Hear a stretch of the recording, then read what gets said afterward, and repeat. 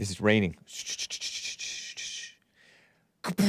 What's up, guys? I was just telling the audio listeners that Church with Jesse Lee Peterson audio podcast, it's called that, has the throwback services as well as the current services. You can check that out.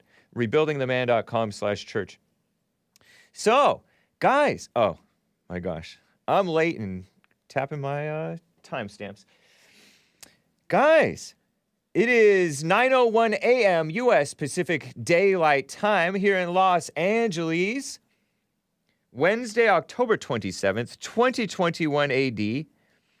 And I want to cover for you, I'm going to skip the John McCain thing. Do you guys want to hear John McCain, a throwback from John McCain, maybe tomorrow or the following day? I might do it, but I don't have it for you today. The January 6th witch hunt I want to cover. Kyle Rittenhouse, they're going after Kyle. They're going nuts over Kyle Rittenhouse. And I have that video of him punching the girl. Media is full of America haters and some other things, including a Bible passage or two or few. One long one, actually. One actually is pretty long. But anyway, guys, no song for you right now. I'll play the song for you at the top of this coming hour and at the top of the following hour when I end the show. Okay. What do you think of okay? But anyway, let's get right on with the show. 1, 2, 3, 4. Oh, it's the Hake Report. The Hake Report. La la la. Oh, it's the Hake Report. The Hake Report.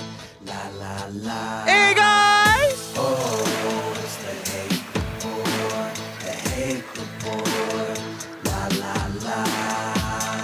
Oh, it's the Hake Report. The Hake Report. La la la. So, how are you guys doing? I am fine. Okay is not okay, says Willie Palomino. What's up, man? Nice to see you. Shout out to the Facebook crew. Morning to the Facebook crew.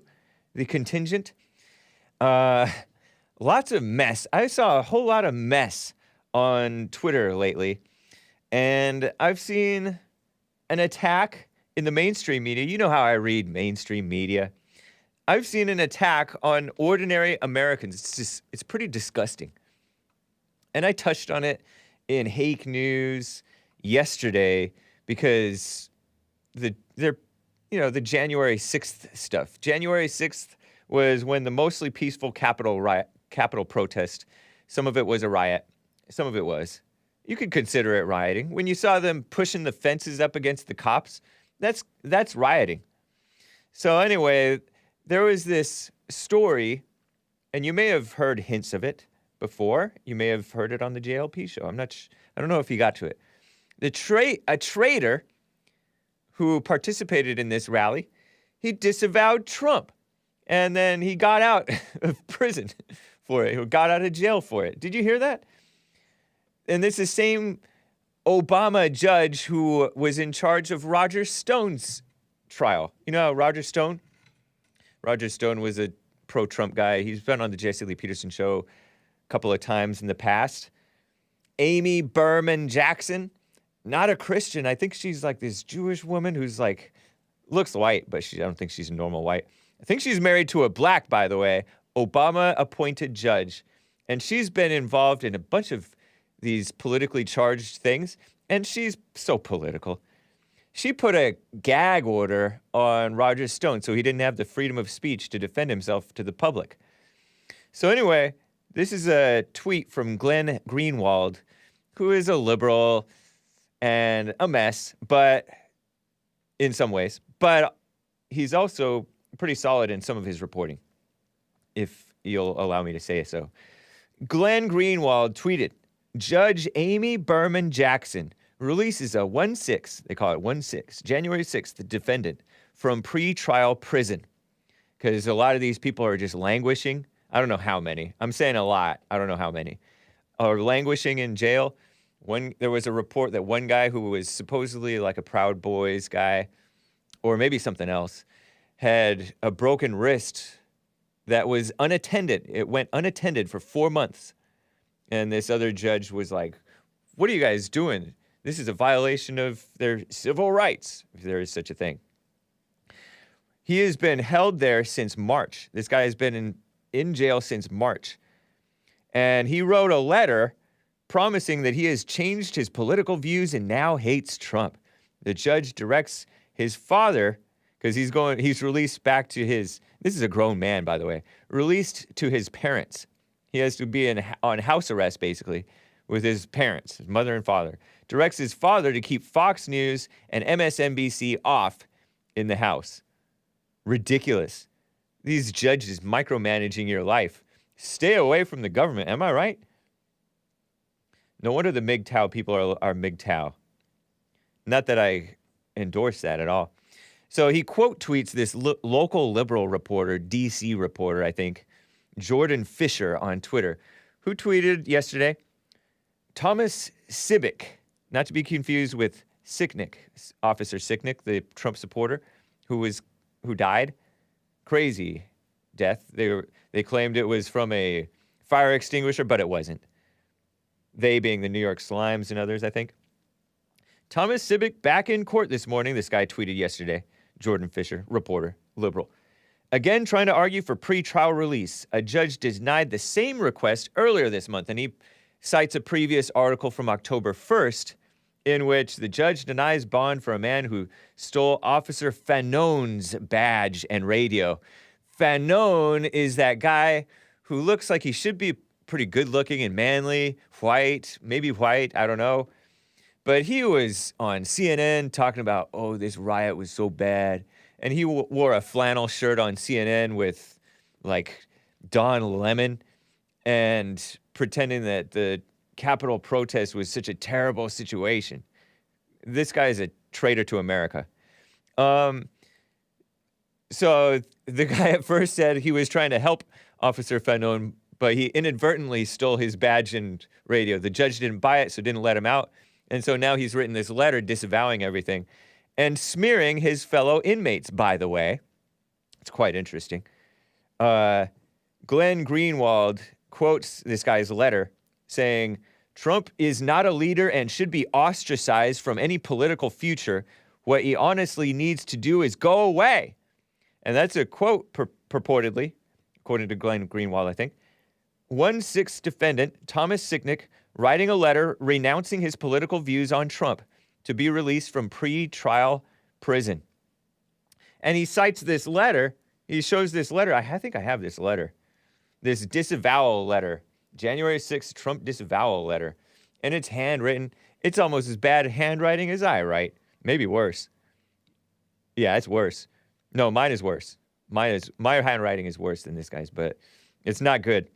Your Honor, my name is Thomas Sibick. I'm pronouncing his name Sibick. I don't know if it's correct. Sibick. And in an attempt to provide an understanding of who I am, I felt compelled to write. And all these, by the way, I'm interrupting the letter to say, all these public defenders and lawyers for the defense are liberals themselves. So they're making these people grovel and pretend racism is real and stuff like that. Remember that 49-year-old grandmother who wrote that, oh, my presence there emboldened the violent people, even though I didn't participate in any violence. Stuff like that. There's another guy who said the same thing. It's ridiculous. And then they pretend that, oh, racism is real. I've read this book and that book and all these different fake racism books and stuff like that. Stupid. Evil, corrupt Washington, D.C. and court system. Am I right? Anyway, going on to this guy's letter, handwritten letter, cursive. I felt compelled to write because my conduct on January 6th was unequivocally an aberration of the high moral standards I hold myself to. What happened at the United States Capitol that day does not provide an adequate representation of my character. Although I strive for excellence, I will be the first to admit that I am not perfect. Sounds so... Everybody says this type of stuff, right? My life has been full of joyful times. However, there's been a fair share of growing pains. none more significant than what I am currently experiencing. Because he's been in jail since March, and now it's August, right? No, it's past August. Oh my gosh, it's October, April, May, June, July, August, September. More than 6 months in jail. Yeah, math is rough. The shame, dishonor, and regret endured are without question the worst emotions ever experienced. I disagree with what occurred that fateful day, especially the trauma. Listen to this. Trauma suffered by Officer Michael Fanone. It is without question unconscionable. And this guy directly grabbed Fanone's badge and radio, allegedly. January 6th, this guy goes on, was a disgrace to our nation that left a scar. Trump is ultimately responsible for. What?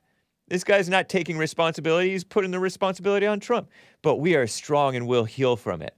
This guy is a total barf. He's just brainwashed by I wonder if he's brainwashed by the mainstream media or just desperate. While many praise Trump, I loathe him.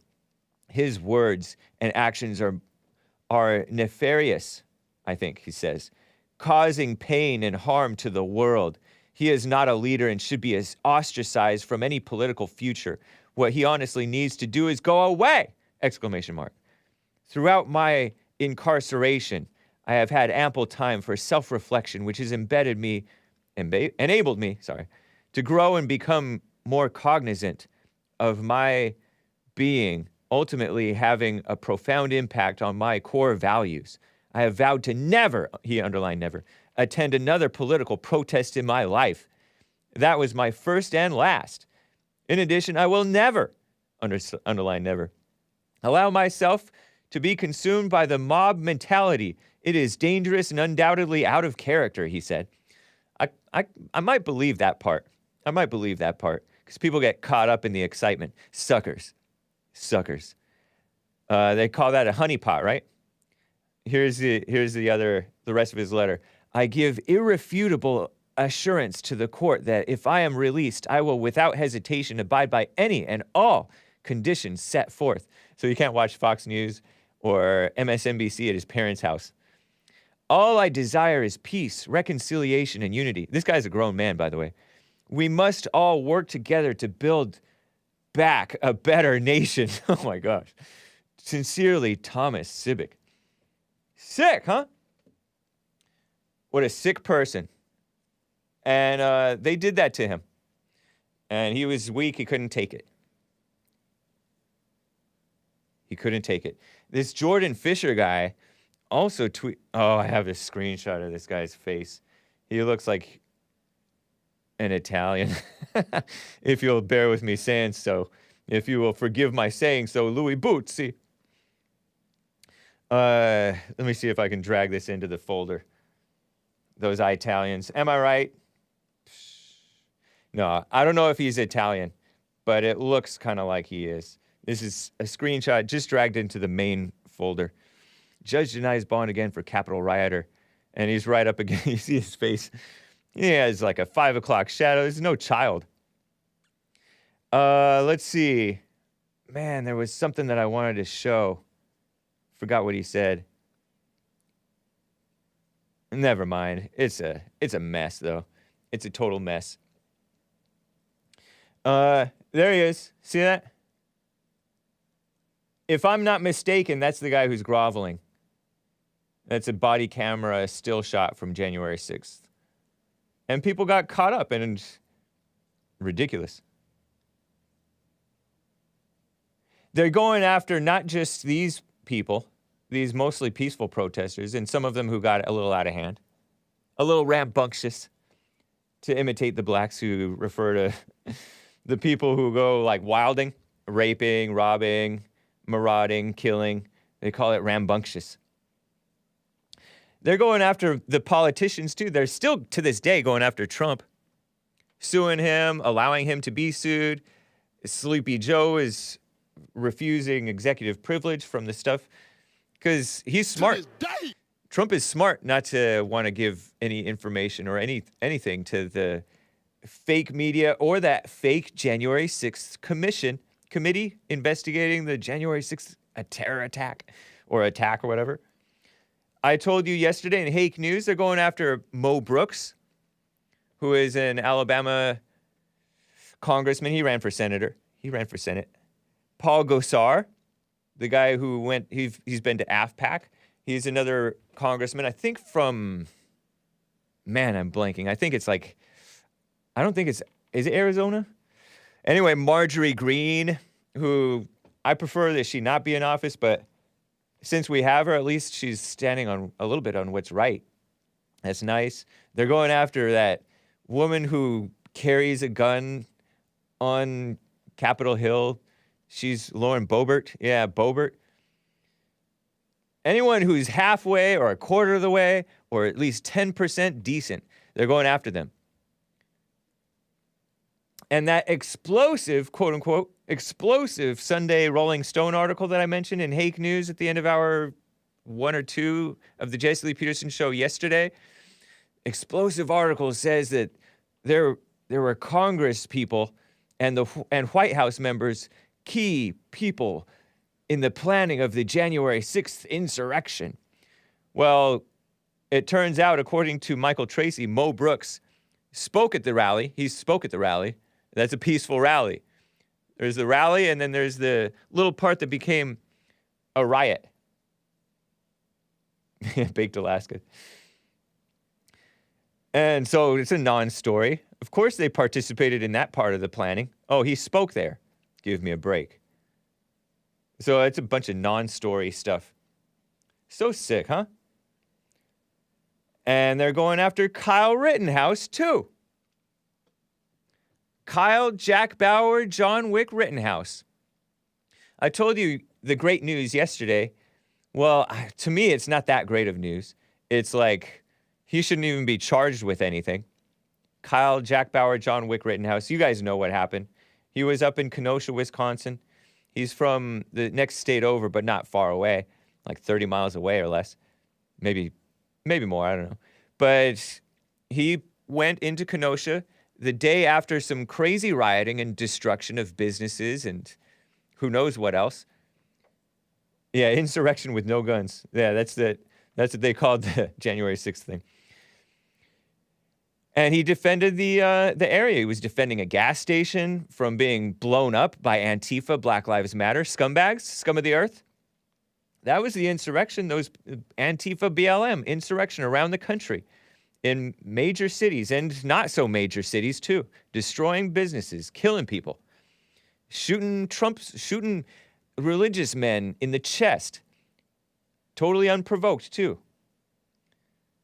Well, I heard that guy sprayed pepper spray at him because this guy was carrying a gun hunting Trump supporters over in Portland, Oregon. A religious man, Patriot Prayer guy, killed by an Antifa, Black Lives Matter, male feminist scumbag. So Kyle Rittenhouse defends himself and they call him a murderer. Ridiculous. Some sick college professor. I have this inside of that New York Times Kenosha Rittenhouse thing. If you go to Kyle Rittenhouse hater folder, inside of that folder, this guy is called Radio Free Tom on Twitter.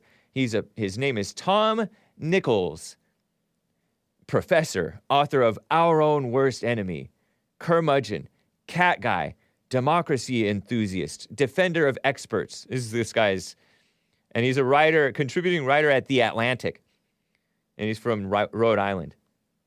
This guy, he's a liberal. He appears on like cable news shows and stuff like that. Wrote a book about the assault from within on modern democracy. It's not a democracy, scumbag. He tweeted this: the people who are assuring me, this is a college professor, mind you, that I am completely out of my lane by thinking Kyle Rittenhouse broke the law, seem to forget that a bunch of legal-type law-talking guys who work for the state of Wisconsin are pretty sure he committed a series of felonies, including murder. And he's referring to the prosecutors.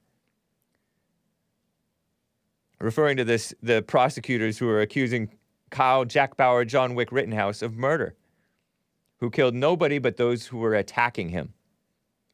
Unprovoked attacking him, by the way. Totally unprovoked. What a scumbag, huh? So the publisher Twitter, moving on from this sick professor, Tom Nichols, the publisher called Twitter, they pretend like they are a platform. You can tweet a little bit on a tight leash. You may get banned, and likely many of you have, because the mainstream media and a lot of social media establishment do not support freedom of speech, nor does the federal government, such as Amy Berman Jackson, who's preventing a guy from even watching Fox News. Give me a break. They're mad. The judge in Kyle Rittenhouse's trial says lawyers cannot call the two people he killed victims because they're not victims. It has not been established that they are victims of any crime. It is quite clear from the video evidence that they were attacking him. Fox News reported it. Prosecutors can't call the wounded man or the wounded man, because there was a man who was wounded, a victim during the upcoming trial, the judge ruled. It's pre-trial hearings, right? And the replies to the news updates from this Twitter published thread of tweets. They can be called rioters and looters, but not victims. And they can be called rioters and looters if evidence is shown that they were, in fact, rioters and looters and whatever else. They were indeed rioting. The guy's all, shoot me inward. Rosenbaum, I told you about that yesterday. And you've heard about it many times.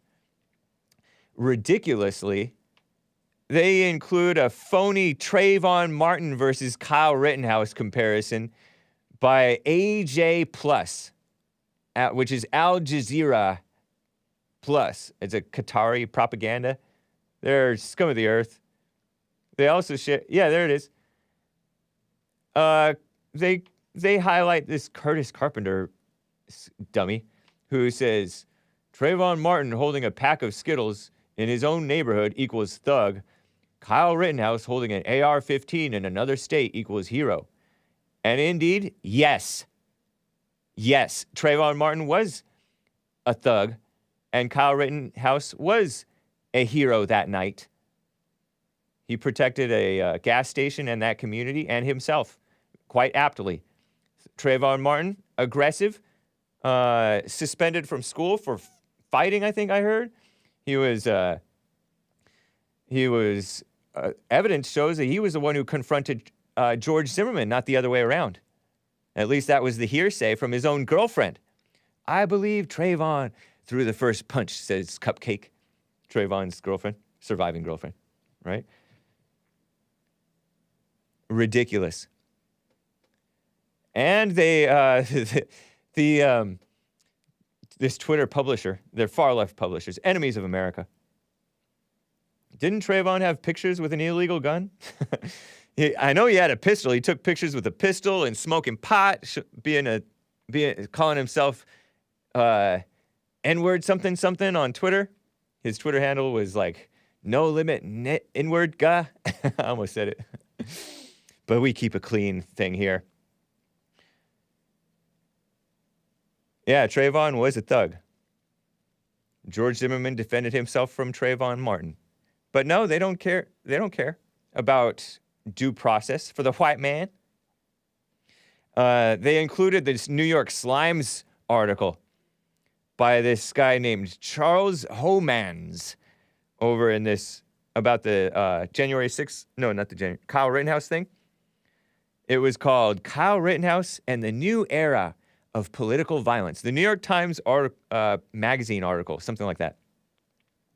Kyle Rittenhouse in the New Era of Political Violence. And they're talking about how Madison Cawthorn or somebody like that, who is a elected representative, he's the wheelchair-bound guy. He turned out to be a total rhino, neocon type of a guy. He's a young man, young, like 24, 23-year-old, like Chad-looking guy. But no. This guy was, he turned out to be a rhino. But anyway, he said something like, oh, I think it was him. They've quoted different people saying, oh, carry your guns, become monsters, mothers, raise your boys to be monsters, be tough. Because we have a weakness among men, and especially Especially conservative men, conservative boys, little conservative kids. They grew up in like these nicey nice Christian homes, all quiet.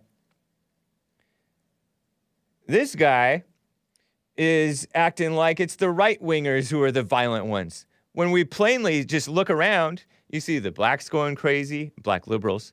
You see the Black Lives Matter going crazy, which is not just blacks. You see the Antifa people going crazy. It's sick. It's pretty sick. But this Charles Homans guy, I think I have a picture of him actually. Charles Homans inside of that New York Slimes folder. Look at this guy. Is that a face you would trust? New York Times Magazine. And I looked at different, he's written for a bunch of different foreign policy and others.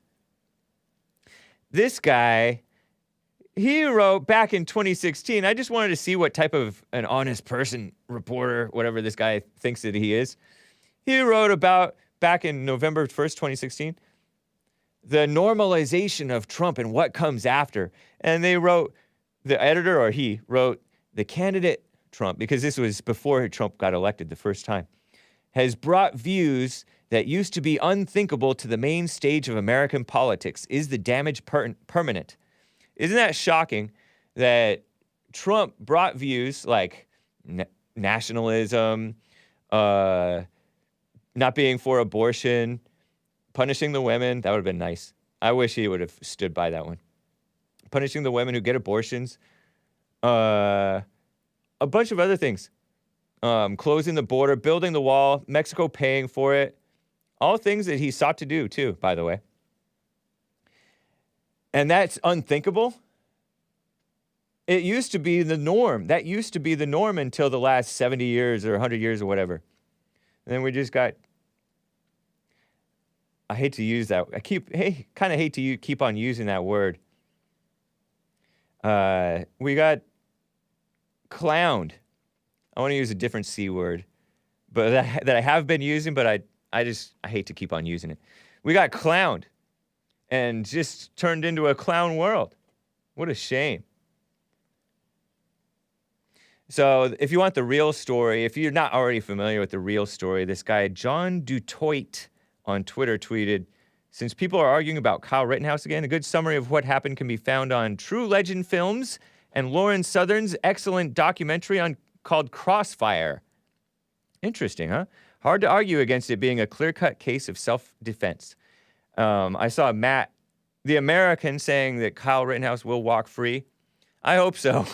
We don't live in a just world. So, I hope so. I mean, if there's any sense of... If you look at the Twitter responses, though, like there's just endless people calling him a murderer based on nothing. So that's laurensouthern.net. She's been on the JLP show before. /crossfire-movie. laurensouthern.net /crossfire-movie. It may be more than just that. It may cover more than just the Kyle Rittenhouse situation. I would think so. But it does cover that as well. And I saw a few minutes of it on Twitter. People were putting up clips from it. And it has these people like our friend, what's his name? Slightly offensive. Elijah Schaefer. He's like crying over it because he watched that guy die. The first guy, Rosenbaum. And he admitted, maybe he is a child predator or something. But this guy, it was rough. And then it also has, what's that guy's name? Jack Posobiec, whom I mentioned yesterday. Over there. So, and it has, the footage is so plain. It's ridiculous that they're even pretending that they can charge this guy. Shows you that lawyers, prosecutors, indeed, they too are scumbags. Do you know who else was a prosecutor? Who was the Attorney General of California? And now she's the vice president. Cackling Kamala Harris. She was a prosecutor. Shows you can't trust these people. Anyway, I've got to get to some calls, guys. You can call in 888-775-3773. Let me get to Luke in Washington. He wants to talk about the January 6th hypocrisy. What's up, Luke? Hey, Hake, how's it going, man? Going. I'm a big fan, and this is my second time calling in. I called in a month or two before CHAZ. Oh, okay. And that was And I was- CHAZ. That's where Antifa Black Lives Matter went into a portion of Seattle, blocked it off, and took over, including a police precinct, right? That is very close to the whole thing. I was living kitty corner to the East Precinct there in Seattle, and I was living there like a year before that happened till a little bit after they took it back. Wow. And it was, in my opinion, it was one of those things where it was totally allowed to happen. It was totally, because the amount of National Guard that they had there hanging out before it was taken, I'm doing air quotes, was ridiculous. Just lines and lines of, and so much equipment. It was kind of like when you let a little kid like swing at you and pretend to fall down. That's totally what it was. And the amount of propaganda and just all the speakers and the constant chanting, I almost snapped. It was ridiculous. Like one of the first nights that they had taken it, like they were chanting till like 4 a.m. It was just ridiculous. But wow. I won't go off on specific stories about CHAZ. Like that was really gnarly and stuff. Yeah. But the ridiculous thing to me, the main point that I wanted to call about is people got killed. A guy got shot. Right. I didn't know that there. I was literally, Hake, I was there skateboarding in the tennis court because I was down below my apartment. I was there with some buddies, and one of my buddies wanted to go up there. I'm like, it's not all it's cracked up to be, because I was living in that area, and it's like up in my apartment, or my ex's apartment. And sure enough, another buddy showed up, and we're skating and having a great time, and here, pop, pop, pop, and wow. just hit the deck, and some guy was skating around. He's like, it's just fireworks. It was not just fireworks. Yeah. I've seen him run off of that poor kid. That was the second shooting of the day. If I had known there was a first, you wouldn't have been out there in the first place, huh? Yeah, I would have just went straight to my apartment and crashed out, like posted up in there.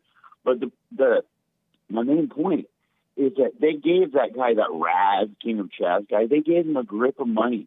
And then you had Tishawa. They didn't really, I don't know. Who are these people that you're naming? Really, you're naming people who are sort of, quote unquote, in charge in that CHAZ thing? Tishawa Sawant. You remember her? No. The one that, she married like some Microsoft executive guy. Okay. And she was like city council in Seattle. She's that Indian lady. Oh, okay. That sort of rings a bell. It's kind of coming back. Yeah, okay. A psycho woman. She is a Bolshevik. She is a Bolshevik. And there was guys on the street corner before she got elected or whatever, reelected. Yeah. And I was like, isn't she openly a Bolshevik? And she's like, partly, and I am too, proudly. I'm like, you know it's illegal to promote communism in the United States? And he laughed and was like, no, I'm not joking. 1954, look it up. The law, it's on the books. But no, that was just, it was horribly traumatic. It was an awful experience, and I'm thankful to God for making it through that CHAZ crap and not getting killed. Wow. And because I didn't play along. I didn't wear their crap, and sometimes I got into an argument over conquered versus stolen, and some chick. This is really disturbing. She pulled out a gun, their little security guard, I guess, when I was arguing with him right before going to my apartment, because I'd kind of been arguing on the way up the hill. Yeah. And they're like, no, put it away. The whole world's watching. As if to say, dude, if they could have gotten away with it, they would have effing killed me. Wow. Like I've never, dude, I'm more anti-communist than a certain painter that popular from, the early, 30s, 40s. Uh-huh. But this has gotten me just very, very militantly against the New World Order and the totalitarian, I don't have to tell you, I'm preaching, but you know what's going on. But the thing about it is they're dropping the hammer so hard on the people from the six. And I talked to, to a guy because I went to the no Vaxx protest a week or so ago in Seattle, and that was really great. I had a really good response and marched around. It was really cool. It had barely an Antifa presence, so it was nice.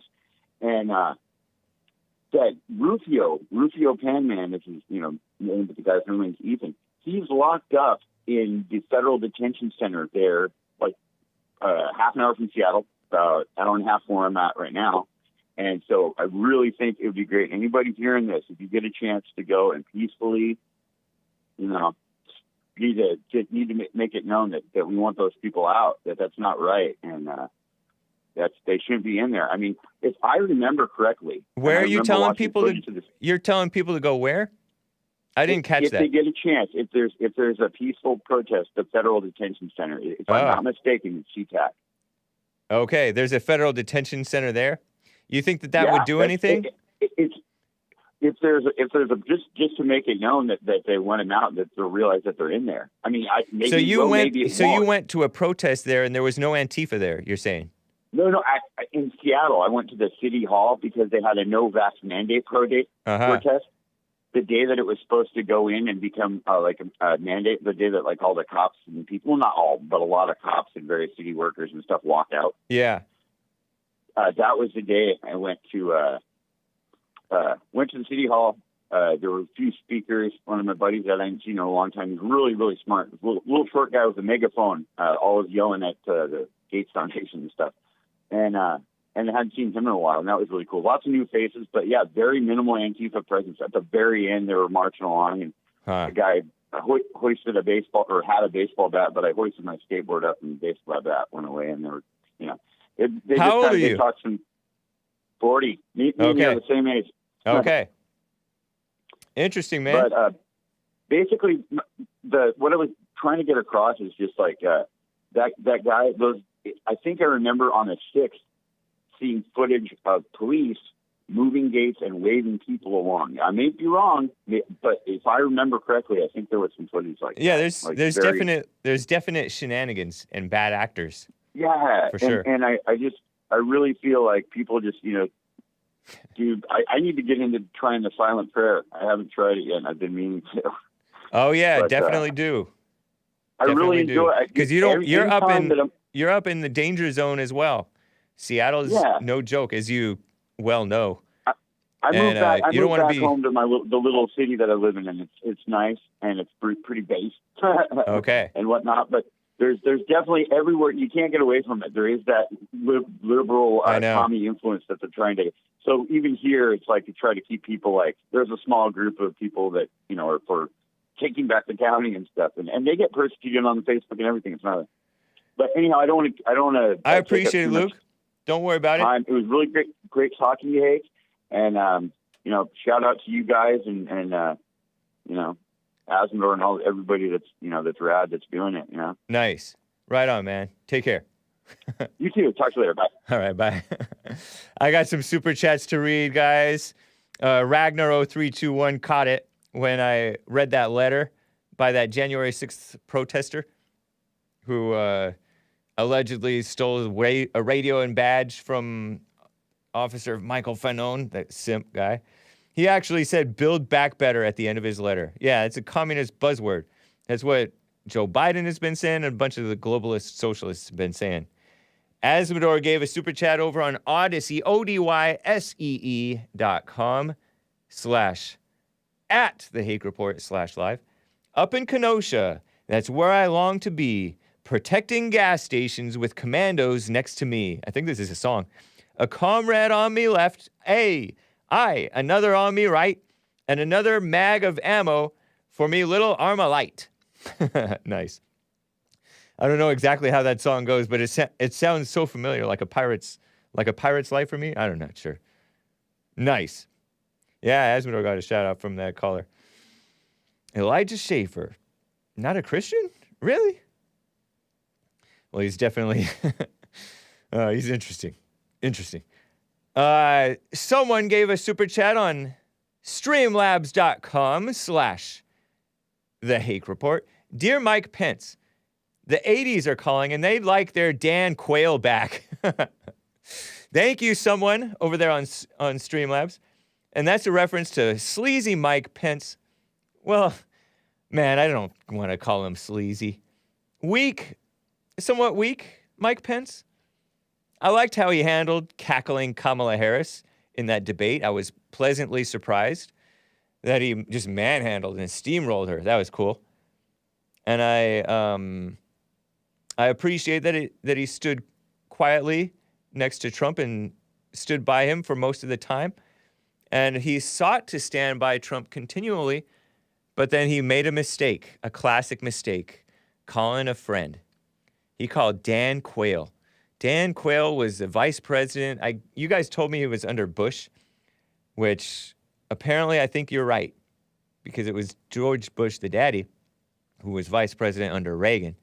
So must have been Dan Quayle, who was vice president under Bush, the daddy, in the 80s.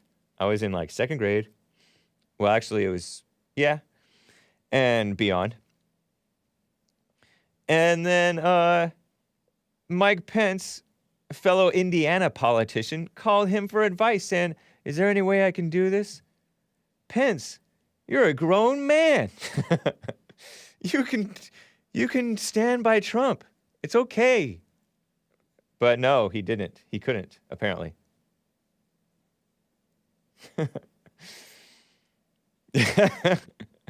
Terrible. Hydra gave a super chat on streamlabs.com/The Hake Report. Thank you, man.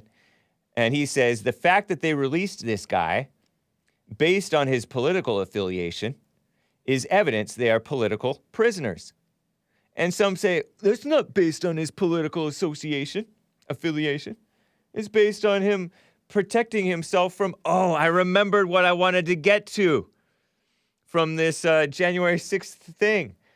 Let me see if I can find it. Okay, this is going back to the January 6th witch hunt. Jordan Fisher is the reporter, investigative reporter at WUSA 9 covering the Capitol riot. Editor of Capitol Breach, a newsletter tracking all of the January 6th fallout. And so people say, he is a lackey. I haven't seen that word specifically, but that's what he is. He's kissing up to the mainstream media. So, okay, Thomas Sibbick's attorney says he was one person before 2016 and one person afterward.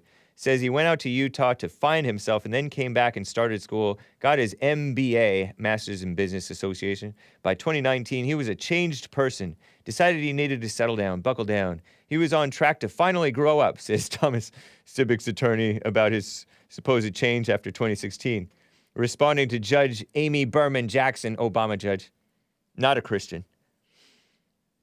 Married to a black, I think. Would you Google for me Amy Berman Jackson husband? Just because I keep on saying this, and I'm pretty sure I'm right. I want to see if we have a picture of her husband. And if we get a picture of her, too, while you're at it, if you don't mind. And if you do mind. His mental process has changed a lot, says Brenwald says. I'm not saying he's a liberal. I'm not saying he's an Elizabeth Warren fan, but his mindset has changed so much that he had to get out of that unit. Listen to this.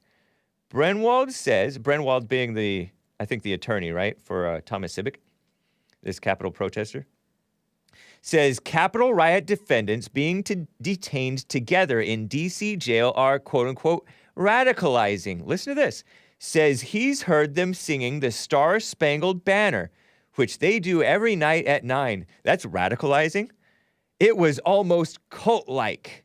Referring to this story on Vice.com, Capitol rioters in jail's Patriot Wing have held rituals and have a growing fan base. Experts worry the lack of de-radicalization efforts in jail, meaning re-education, communist re-education camps. Ever heard of them?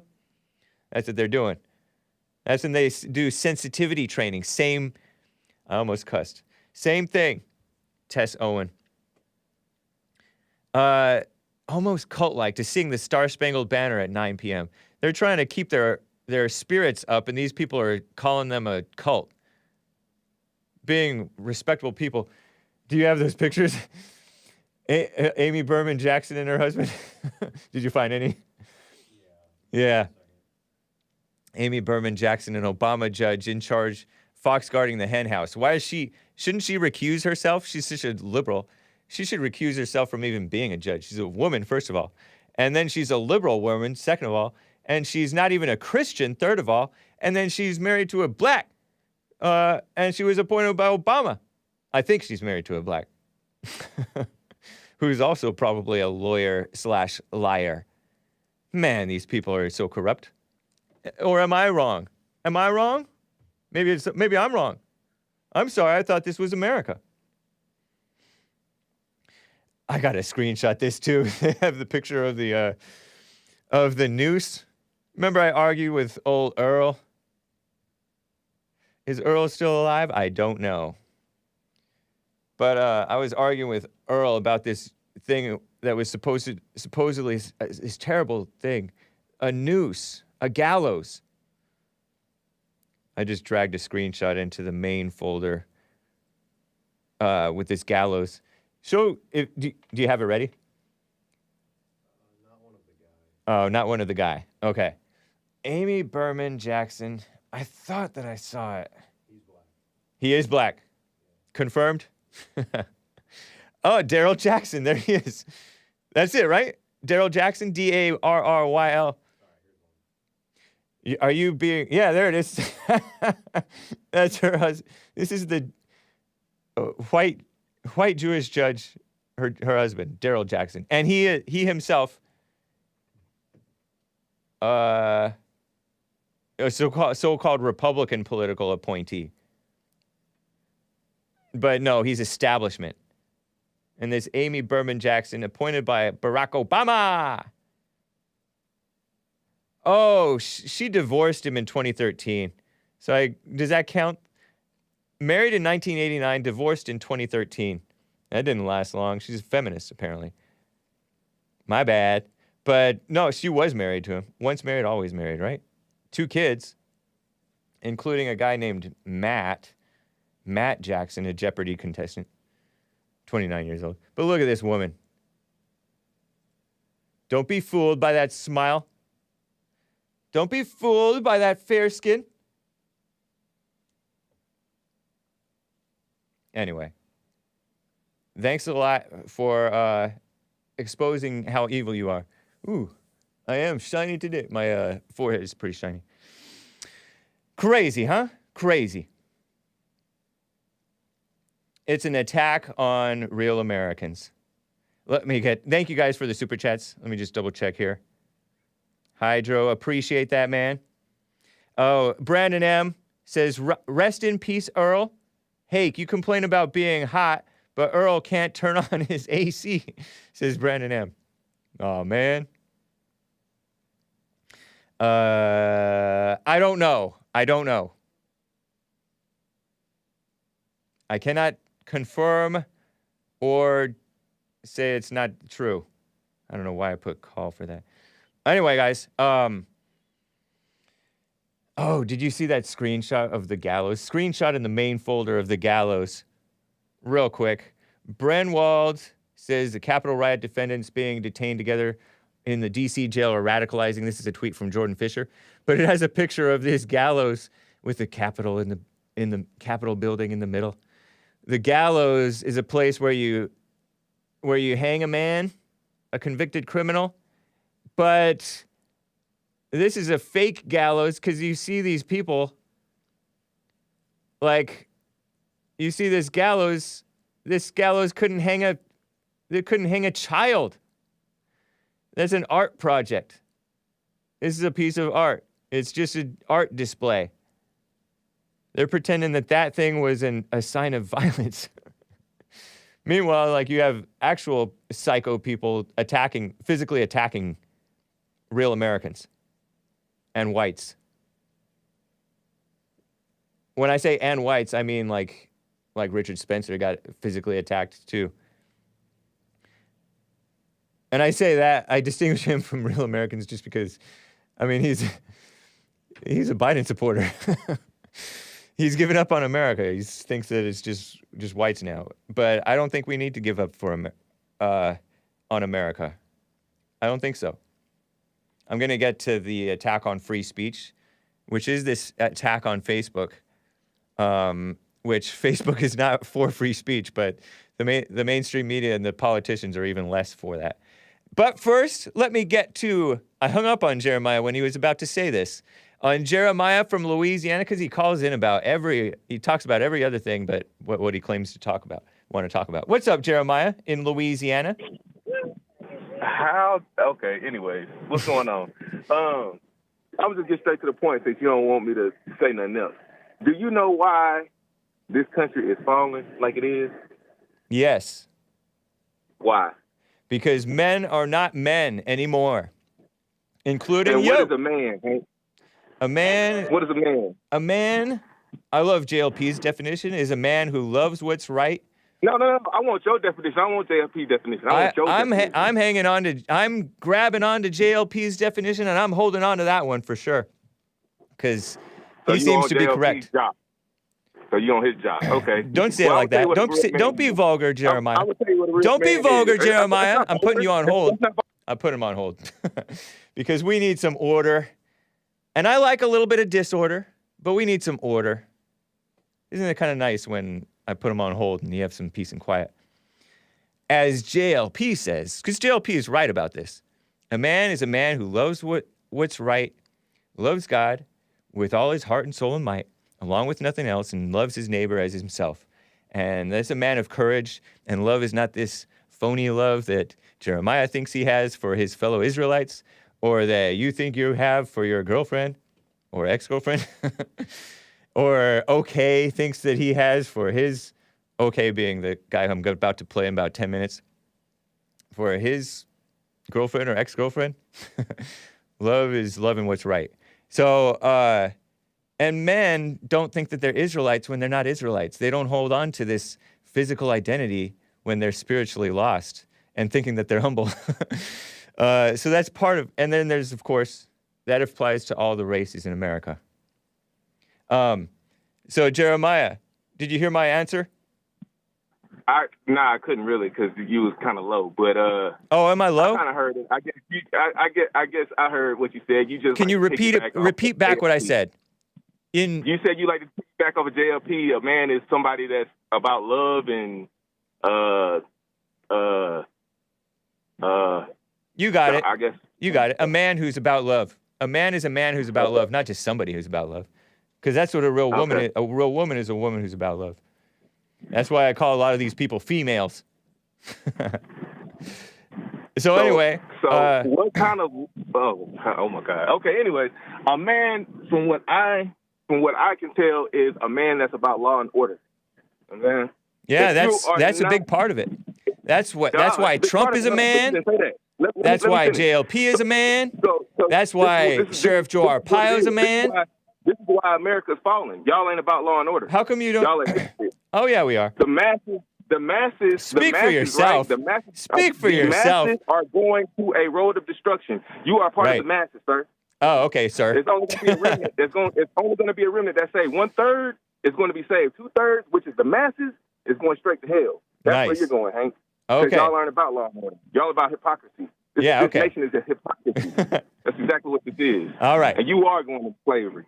Yeah. Oh, okay. And you keep hanging up on me. That's not going to do. I can call anytime I want, Hank. That's not going. That can't stop. That doesn't stop nothing. Oh, okay. You know what I'm saying? I'm so glad that you feel such a need to minister to the white man. Because you don't like the truth. Somebody in your audience might like the truth. Get out your feelings. You are in your feelings. You're the one who's in your feelings, buddy. You are a female, Hank. Yeah, that's why you keep calling my show. You can't quit me. Because I can't. It's a free country, right? I like to get under your skin because I know the truth hurts you. That's why you like to get under people's skin? I like to get under Edomite skin because I know that it makes. See, you are controlled. You are controlled by the whites. It makes your blood boil. You are controlled by the whites, Jeremiah. I'm not controlled. Yeah, by you are. Whites. You're controlled by your hatred for the whites. You want to get them mad.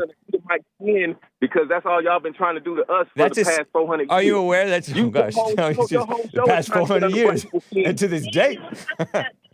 You know, your whole is still fighting to this day. Yeah. Is that your brother? Is that your black brother, Deontay Wilder? When? Deontay, I know you want to talk about Deontay Wilder. Yeah, he is, as a matter of fact. Did you know that that's a sign of anger, Jeremiah? What? That's not a sign of humility. What's a sign of anger? You said you're very humble, right? Right. Right. But a sign of anger is wanting to get under people's skin who've been getting under your skin for the past 400 years. Hank, who even lives 400 years besides Jesse Lee Peterson, Enoch, Adam, maybe Noah, and Elijah. Elijah never died. He went up into heaven in a chariot of fire. Listen what I'm about to tell you. Did you know that that's a sign of anger, that you want to make other people angry because you're angry? Listen to what I said. Answer my question. Right? First, before you say that, I will let you say that. No. Answer my question. Did you know that it's a sign of anger that you want to spread your anger to the white man whom you hate, who you think has been getting under your skin for 400 years? You are my enemy. That's lawful. If I was saying that to my brother, it's lawful to get under people's skin. Then I was being wrong. But since it's you lawful. Are my enemy, it's lawful to get under people's skin. So it's lawful anger. It's completely right to get under you heathen skin.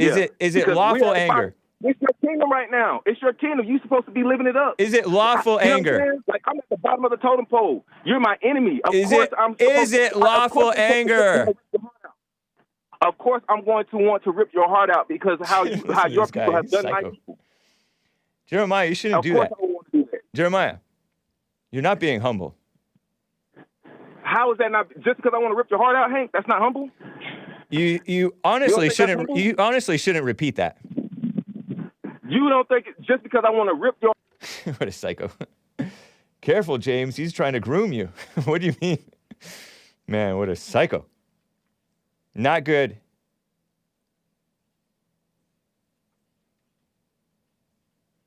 That's the problem with a lot of the black Hebrew Israelites. That psycho anger. It keeps them a little bit more contained than the full-blown thugs, I guess. Maybe. They just speak pure hate.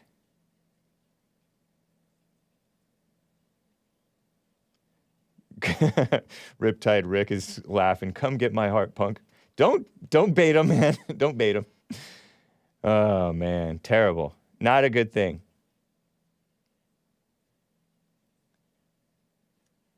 He thinks that that's lawful.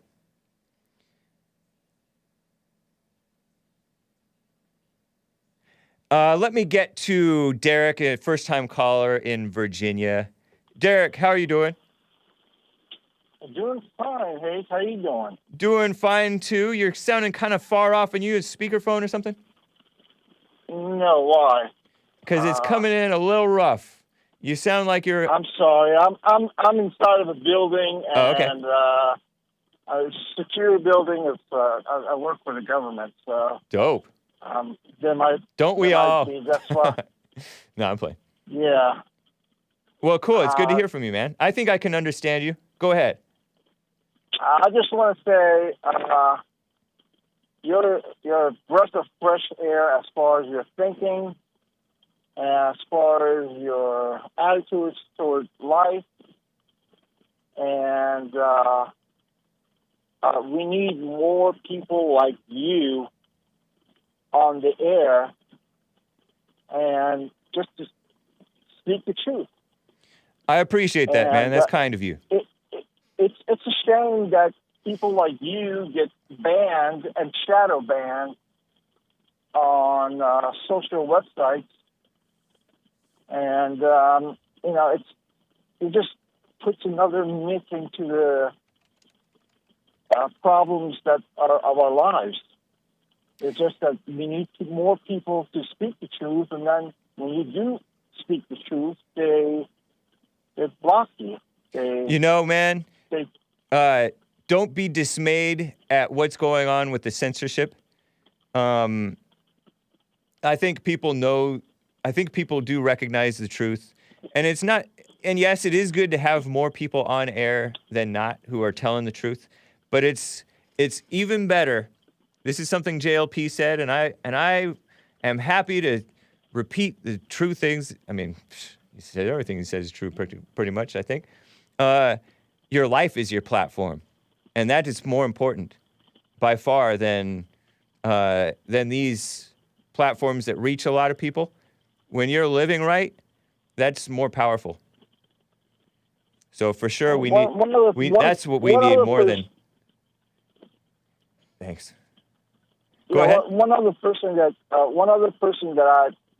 I was listening to, and he was banned, was Colin Flaherty. Colin Flaherty, great man. And yeah, he's I don't know what. I think he's really sick. I'm not sure what his.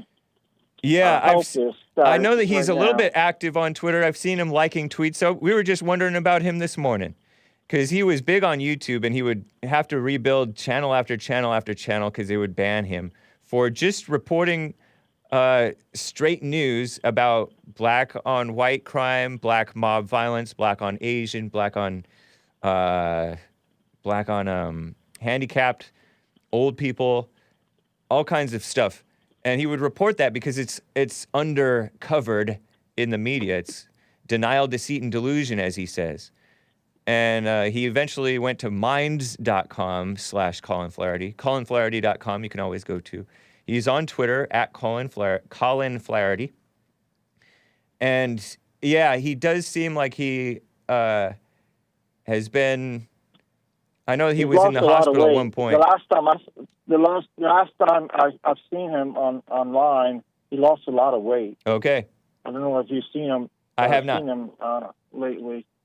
I'm praying for him. I hope he's okay, and I hope that he can go on, because there's no other other than you and Mr. Peterson. I don't listen to anybody else. It's like everybody that I wanted to listen to, and they were speaking the truth, have been kicked off of YouTube. You don't have to just stick with YouTube, man. You can go to Odyssey, ODYSEE.com, Telegram. Ever since Jesse talked about Odyssey, I've been going to Odyssey also. Nice. Cool, man. But, I wanted to ask you one question. Question about Mike Lindell. Yeah, the MyPillow guy. What do you think about him? I really don't think much either way. I love that he loves Trump. I like that he's a Christian. I don't know much else. I couldn't say if he is wise and really doing it all right or not. I think that I love that he's really concerned about what's going on in the country. And those three things I can say for sure. At times he does seem are you guys a little off.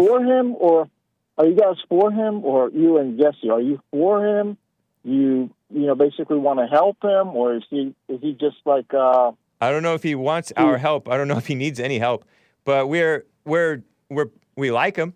He built his life together and built his own business after being a drug addict. And at times I look at him and he seems like maybe he's a little off. Sometimes people can get driven crazy. People go a little crazy, which in the past, I myself have gone a little crazy at what's going on, right? So I don't hold that against him. You know what? If it's true, I don't even know. Going crazy is one thing, but going evil is another. Oh, do you think he's gone evil? No, a lot of other people I've known that have gone from being normal or being somewhat, conservative, and then turning the page, and they've gone, against conservative. But to clarify, you haven't seen the MyPillow guy do that at all, have you? You know what he's doing right now, right? I have no idea.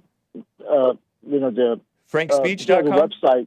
Yeah. Yeah, Frank Speech. That's cool. I wasn't gonna say that, but okay. Yeah. No, I signed up for it, but then I haven't really checked it out since I signed up for it, and I texted stop too because I kept on getting texts about what they're tweeting.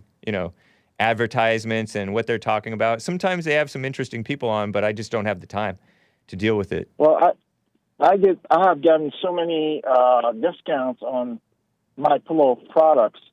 Right. And Yeah. you know, I've been buying MyPillow products because he has said that he has lost business. Oh, okay. Because Cool. His relationship with supporting President Trump. Yeah.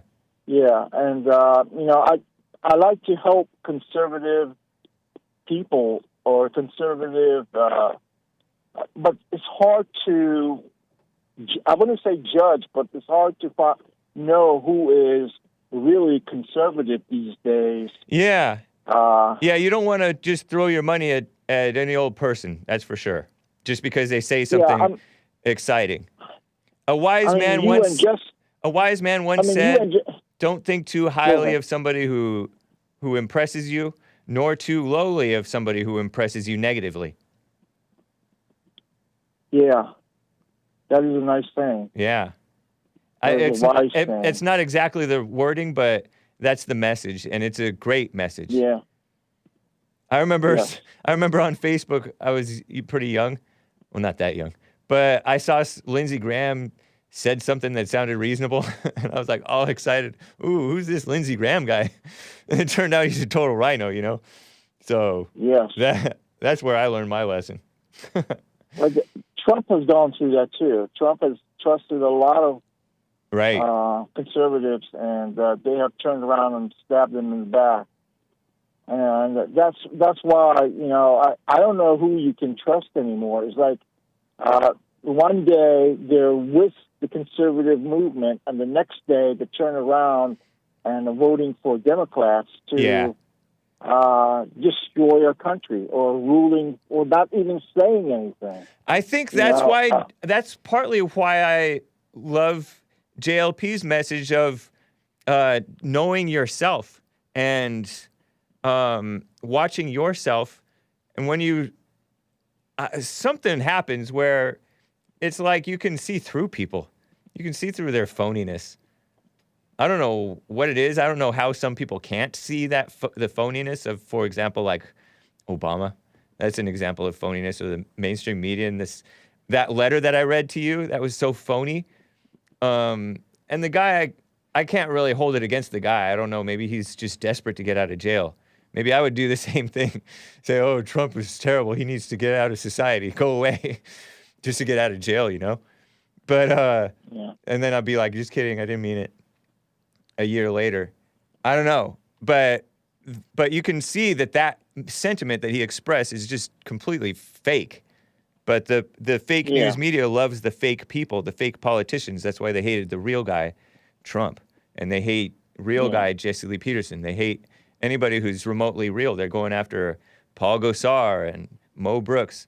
And I'm not saying those people are real, but they're a semblance of something that's real. They at least pretend to love what's real. And so they hate anything that's remotely that. So, yeah. Anyway, Derick. I'm really sorry that you're being, attacked by, I don't know what type of people are calling into your. Oh, don't even worry about that, man. Don't feel sorry for me. No, I'm not feeling sorry for you. I feel sorry for us because. No, this is because any which way you look at it, I look at it as yes. You know that the Bible says stuff like, "Expect this to happen." Be joyful in suffering and stuff like that. Yeah, but as you're being attacked, I feel like I'm being attacked. I know what you mean. And in a sense, you are. The attack on Trump is the attack on real American people. It's an attack on you guys, but it's not to be taken personally, as JLP says, as I repeated for like the 5th, 6th, 7th time. It's a spiritual battle. It's not. Yes, it is. It's not personal. It's not something to get upset about. Thank you, man. Have faith, caller, as Joshua Everything says. Well, keep up the good work, and I'm I'm listening to you, and I'll call in from time to time because thank you. A lot of things you say, because the truth that you speak is a breath of fresh air. Because out of all the news and or fake news, I should say, that's out there, I know I can listen to your show and I can get an update on what's going on. Cool, man. I can say that you will not put a curveball to it before you hash it out to people to listen to you. So nice, man. It's not fake, and I appreciate that. Well, I appreciate you, Derick. Thank you, man. And continue to be a light in a dark place, working for the government. Take care, man. All right, sir. All right. Thank you. Talk to you later. Bye-bye. Bye. Wasn't that nice? I'll get to more of your super chats, guys. But first, it is almost 12 after here in Los Angeles, and I want to share with you a song from OK. Okay? And I don't care if you don't like it. This track is from the 2008 album on Absolutely Kosher Records by OK, which is Marty Anderson. He's the guy who's putting together these songs, or did. The album is entitled Huggable Dust. I know, whatever. And this song is entitled Peaceful. Enjoy Peaceful by OK. And I'll be right back for the rest of hour 2. Hang tight, guys.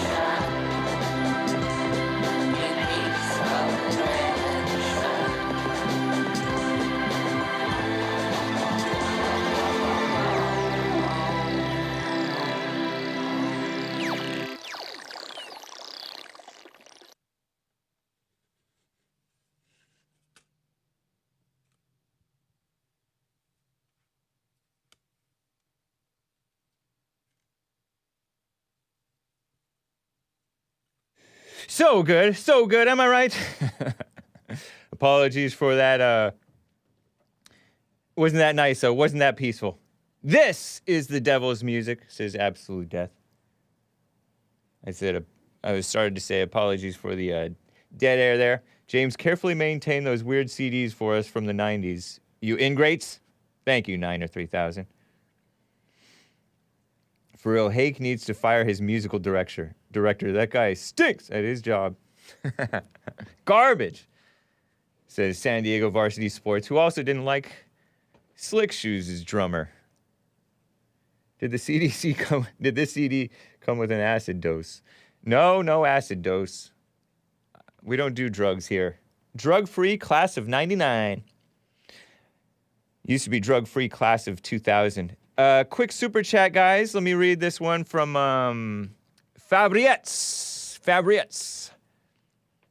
Don't know if I'm supposed to roll my tongue when I say his name. Apologies, Fabriets. He says, free Kyle. Indeed, free Kyle. It's ridiculous. It's an evil world. Am I right? Really evil world.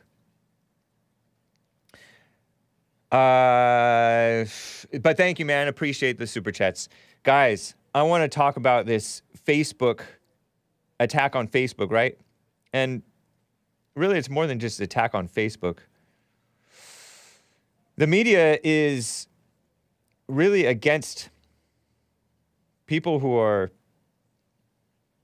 Americans. They're against parents. They're against Christians, whites, definitely.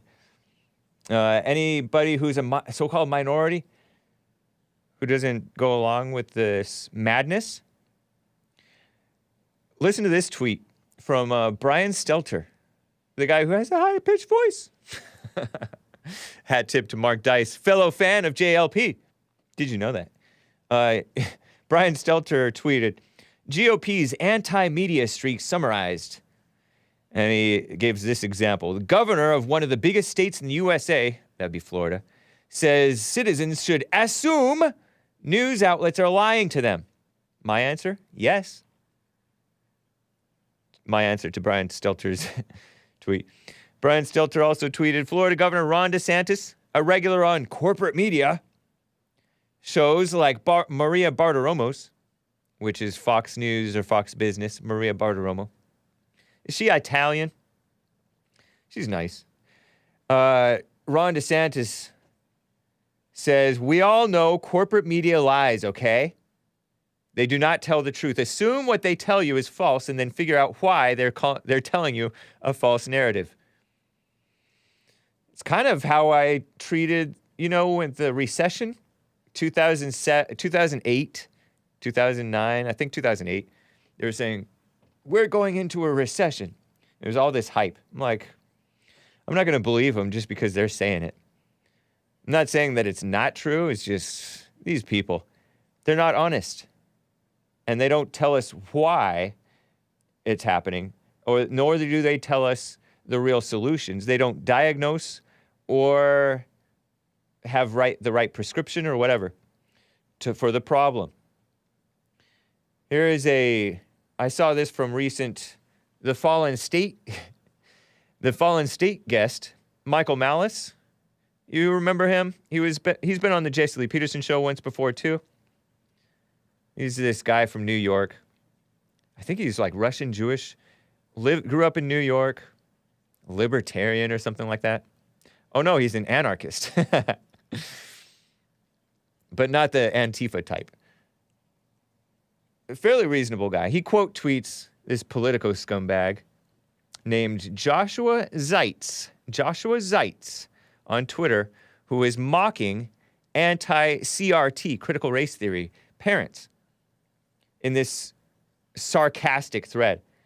And he tweeted out this Joshua Zeitz guy, Z-E-I-T-Z, probably not a Christian, definitely not acting like one.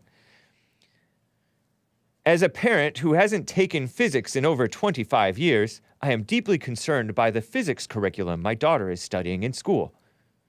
It intimidates me, given that I no longer understand it. I should be allowed to rewrite the lesson plans. Then he goes on, he says, Romeo and Juliet is violent and disturbing. It also involves a physical relationship between minors. Why does some elected school board get to decide that my kids need to read it? Also, Macbeth is really triggering. If I want my kids to just read Gone with the Wind, that's my right. And he goes on, the history of the fall of the Roman Empire makes me sad. I don't want my kids to be exposed to things that might also make them sad, especially as they get closer to college age. No history of the antiquities. And this guy is a historian, according to his Twitter profile, contributing editor at Politico magazine, New York Times bestselling author of Lincoln's Boys and Building the Great Society inside LBJ's White House. So this guy is a liberal, not a Christian, an all-around scumbag. And Michael Malice says, don't ever forget how much the cathedral operatives despise you, your family, your values. Because that's what this guy is showing, expressing just pure disdain.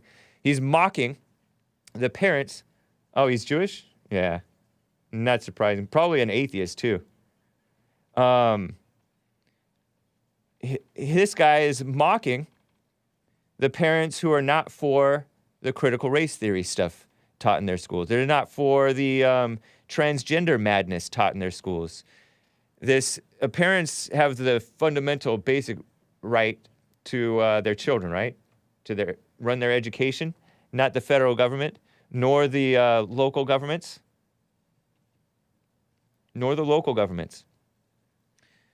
And it's a whole bunch of do-gooder liberals infiltrating, or communists, if you will, anti-American, anti-white, anti-Christian, anti-male, anti-baby, by the way. They're for killing the babies in the womb, without parental notification. Did you know that? I think the state of Illinois, if I'm not mistaken, the Democrats there want to repeal this 25-year-old law that says parents should be notified if a minor girl wants to get an abortion. The parents of that girl should be notified, the minor female. But no, they want to repeal that law in a reaction to the Texas law saying you can't kill a baby that who has a detectable heartbeat. So this guy's a disgusting person, right? And they despise you. He's the mainstream media. He's representative of the mainstream media. They're the same people who think Kyle Jack Bauer, John Wick Rittenhouse is a murderer. They're the same people who pretend that the January 6th mostly peaceful protest was an insurrection. They're the same people who think it's bad to normalize Trump. Trump represents a huge chunk, the best chunk of America, of the American people. And they want him not to be normalized. I'm referring to that other sleaze whom I quoted. Let's see. Just because I was Charles Homans, probably also not a Christian. Not probably, definitely. New York Slimes magazine writer who wrote about Kenosha, pretending that the right-wingers are building up political violence, pretending it doesn't take two to tango, and that it's not primarily from the left. The left has always been more violent and destructive. Correct me if I'm wrong, guys. Is it not true? Our resident historians, who would be fair-minded, would it not be true that the left, and I know that a lot of you guys think, oh, get rid of this left-right thing. It's good versus evil, right? But the left has always been more violent and destructive than the right. Even though the left is female-minded. Or maybe because the left is more female-minded. You see the blacks going crazy. They've gotten totally subverted. Run by women. You see the commies, the history of the commies. Lots of death and destruction. You see the support for abortion. 60 million babies. Is it 60 million babies or is it 65 million babies killed? Out of sight, out of mind. At least it is, let's do it nicely. It's sick. Sick stuff. Did I have another example of the attack on America? Oh, there was this good thread. You know, I told you I was on Twitter. About Facebook. I told you I was going to talk about Facebook. This is from a guy named, and apologies for this, Balaji Srinivasan. Balaji S. on Twitter. I don't know what he's from. But anyway, he tweeted this interesting statement. Tech is starting to show some real spine. I'm like, yeah, I'll believe that when I see it. But he's saying that. Tech is in big tech, right? Zuck, which is short for Mark Zuckerberg. Also not a Christian, but he's in charge of Facebook. He started Facebook, or at least he stole Facebook and rightfully built the company or whatever. I don't know. Zuckerberg says he doesn't report to legacy media, this guy says, corporations. He serves his constituents, namely billions of users. Is that true? I don't know. A lot of those billions are commies, but some of us are decent people. And some of us are kicked off of Facebook. And some of us have gotten rid of Facebook.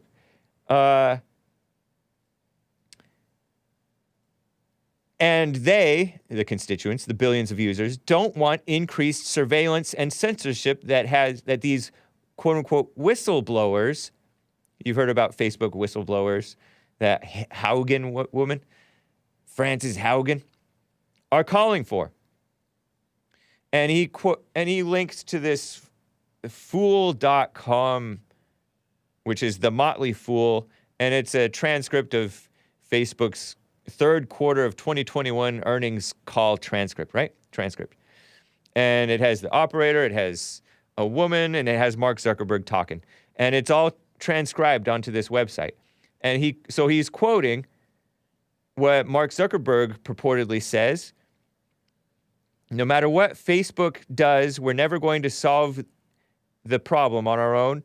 Polarization started rising in the U.S. before I was born, says Mark Zuckerberg purportedly, right? If I'm reading this correctly. And same thing with me.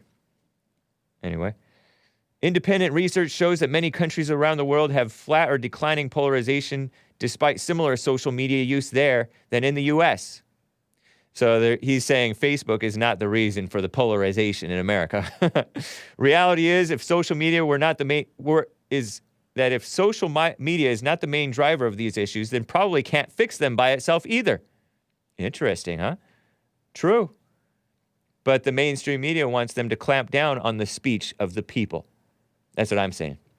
Mark Zuckerberg saying we should want every other company in our industry to make the investment and achieve the results that we have. What results? Getting Trump not elected, not reelected, supporting every idiot to vote. They say, anyway, I digress. I worry the incentives that we are creating for other companies to be as introspective as we have been. I am committed to continuing this work because I believe it will be better for our community and our business over the long term. Now he says this. This is the highlighted portion that Balaji Srinivasan says. Now, we can't change the underlying media dynamics, but there is a different constituency that we serve that has always been more important, and then I try to keep us focused, and that's people, billions of people. Now, some of those billions do want more censorship. They're sick. Use our services. We build the best tools to stay connected to the people you care about, to find communities that matter to you, and to grow your small business. This guy, Mark Zuckerberg, a few years ago, I remember there were these headlines, outraged headlines from the mainstream media. Mark Zuckerberg says that everybody who's questioning the official Holocaust thing is not doing it in bad faith. Duh. That should be not a controversial statement. But they hounded him over that. Crazy, huh? The reason they were able to succeed for almost 2 decades is because we keep evolving and building, this guy says. Whatever. But this guy goes on, this Balaji, he says we should decentralize every Facebook service so that they can't control you. And he's like for the decentralized stuff, which I think is the same idea as this Bitcoin stuff and all that. You guys know more about that than me. He says that total decentralized stuff is better than Facebook, but Facebook is better than the mainstream media, on whose platform nobody among us would get a voice except in order to smear us. You know how they'll interview Richard Spencer and pretend that the stuff that he says is so bad? Or they'll interview every now and then when Trump is running for office or some Republican is running for office, they'll interview David Duke and pretend that what he's saying is so much worse than what they say. They say worse stuff than he does. They're every bit as hateful as he is, if not more so. So this guy says that's the ethical compass. Decentralized media over social media, but social media over legacy media. You don't have any voice on the legacy media corporations platform. And the legacy media corporations are in bed with the federal government too. The feds, and even worse, the UN. The globalist socialists. This is a bunch of scumbags, evil people fighting evil. Washington Compost did a hit piece on Mark Zuckerberg. He was more involved in decision-making at Facebook than he let on. It included a correction that's insane. What a mess, huh? What a mess.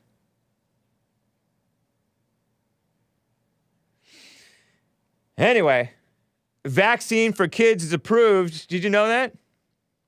The vaccine is approved for children. What risk do they have? Does anybody know what risk the children face from the vaccines?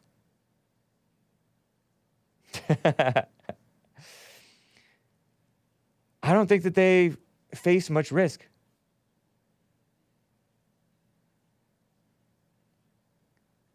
But I do know that the fat kids have faced it. The fat kids have.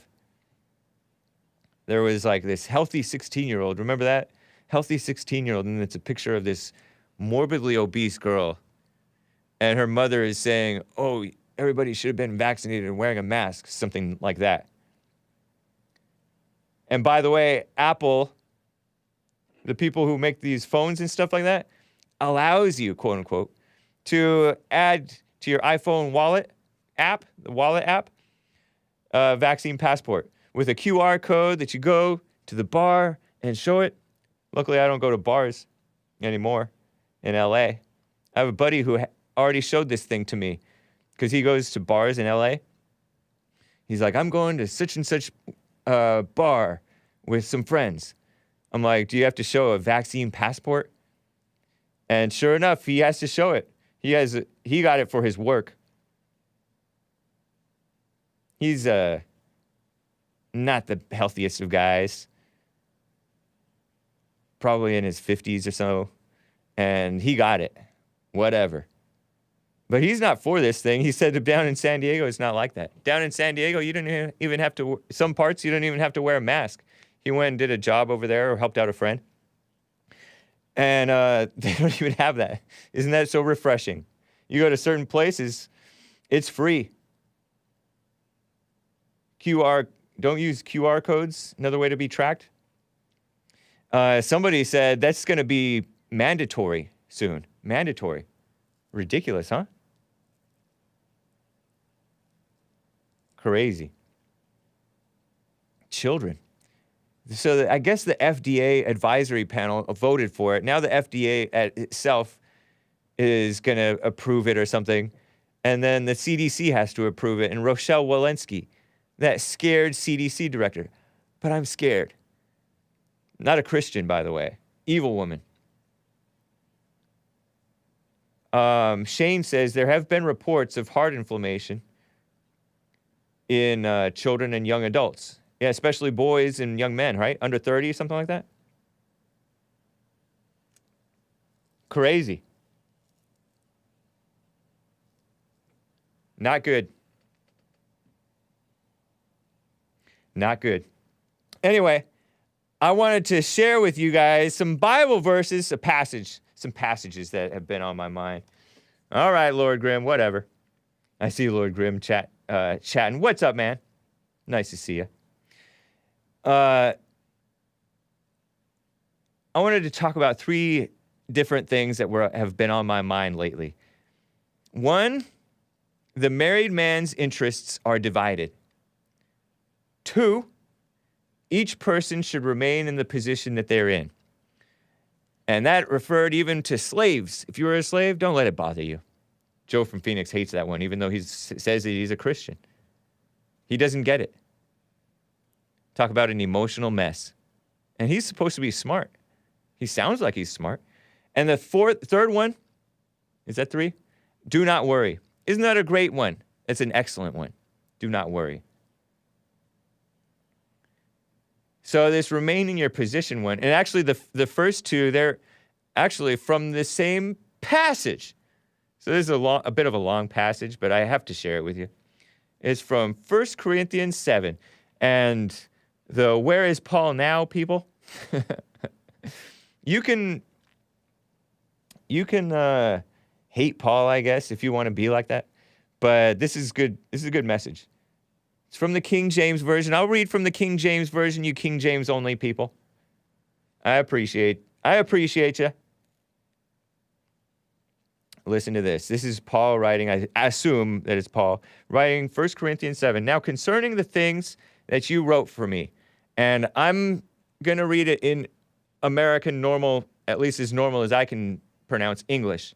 It is good for a man not to touch a woman. Wow. Nice.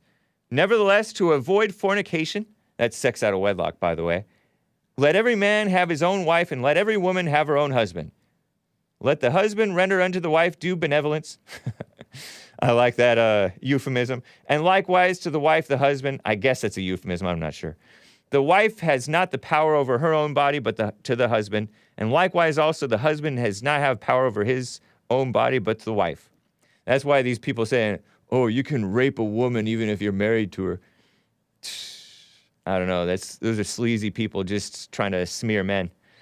It says, defraud ye not one the other, except it be for a consent for a time that you give yourselves to fasting and prayer. You can give yourselves to fasting and prayer, and don't be having so much sex all the time.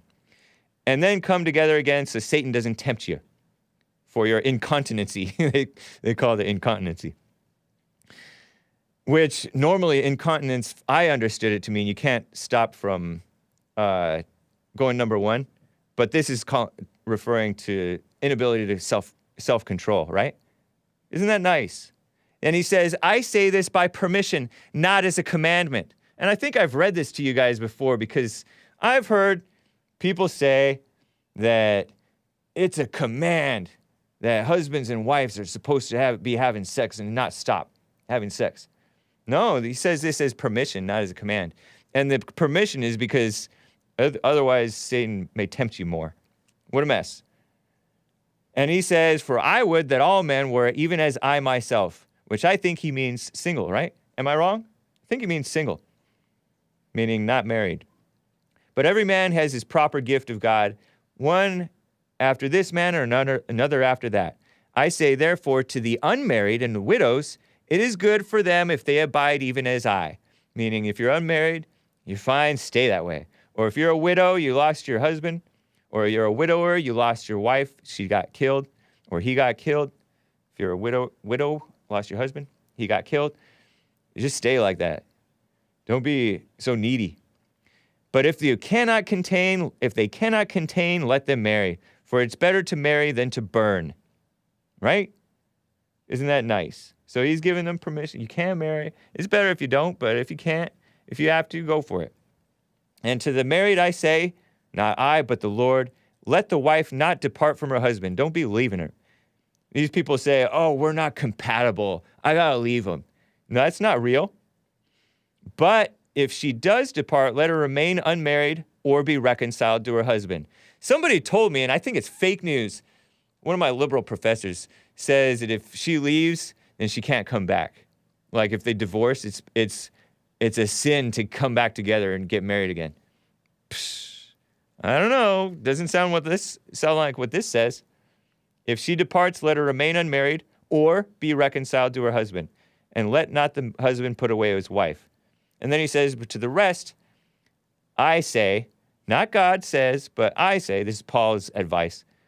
If any brother has a wife that doesn't believe, meaning if you're a Christian and your wife isn't a Christian, and she's fine with staying you, let her stay. Don't put her away. And the wife who has a woman who's a Christian, has a husband who doesn't believe in Jesus, whatever, if he's fine with staying her, don't leave him. Isn't that nice? For the unbelieving husband is sanctified by the wife. The unbelieving wife is sanctified by the husband. Otherwise, your children would be unclean, but now they're holy. That's what he says. Don't exactly understand that, but that's what he says. But if the unbelieving depart, let them depart. A brother or sister is not under bondage in such cases. God has called us to peace. Isn't that cool? You let the non-Christian leave if they want to leave. For what knowest thou, O wife, whether you will save your husband? Or how do you know, man, whether you will save your wife? Isn't that a good message? People are always trying to change each other, right? God has distributed to every man and called everyone, so let him walk as God has distributed. And that's what Paul says. He says, if any man is called who is circumcised, let him not be uncircumcised. I think that I think he means by that is like following those Jewish traditions. So those Jews who become Christians, I think they can stay Jews for Jesus, right? I think that's what he's saying. Keep that Sabbath stuff and all that. Let him not be if anybody was uncircumcised, though, let him not be. He doesn't have to get circumcised. Whew. Circumcision is nothing and uncircumcision is nothing, Paul says, but keeping the commandments of God. So it reminds me of what these black Israelites are thinking. Oh, I'm an Israelite. That means something. No, it doesn't. First of all, no, you're not. But no, it doesn't mean anything. Paul says, let every man abide in the same calling wherein he was called. Meaning if you were, listen to this, are you called being a slave? Don't let it bother you. Or called being a servant? Care not for it. But if you may be made free, use it. If you can get your freedom, do so. If you may be made free, use it rather. Get free. But don't let it bother you if you are. For he who is called by the Lord being a servant is the Lord's free man. Likewise, he who is called being free is Christ's servant. So we're all slaves and we're all free. Isn't that nice? In a good sense, the right sense. If we really are like this. You were bought at a price. Don't be servants of men, though. Yeah, so don't become a slave. Don't get into debt, unnecessary debt, right? Pay your debts. Let every man, where he's called, abide with God. Now, concerning virgins, I have no command of the Lord, but I give my judgment as one who obtained mercy from God to be faithful. It is good for the present distress. It's good for a man to be, what is he saying? I suppose, therefore, that this is good for the present distress. I say that it is good for a man so to be. Are you bound to a wife? Don't try to be loosed. Are you loosed from a wife? Don't try to look for a wife. Oh! That's the same thing JLP says. Don't look for a wife. But if you do marry, you have not sinned. And if a virgin marries, she has not sinned. Nevertheless, they shall have trouble in the flesh, he's saying, but I spare you. Because you're going to have trouble. You're going to run into trouble, is what he's saying. The time is short. Both they that have wives so they who have wives should act as if they had none, he says. And those who weep as though they do not weep.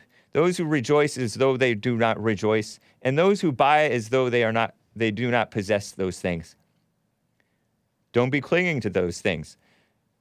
Those who use the world as not abusing it, for the fashion of this world passes away.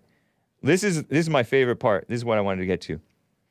I would that you without carefulness, I would have you without carefulness. That means without anxiety. It's translated as anxiety. Do not worry. He who's unmarried cares for the things of the Lord, how he may please the Lord. But he who's married cares for the things that are of the world, how he can please his wife. See? That's a warning. Louis Bootsy says, never marry. He's traumatized. Louis, calm down, man. He keeps on saying it. There's a difference between a wife and a virgin. The unmarried woman who cares for the things of the Lord.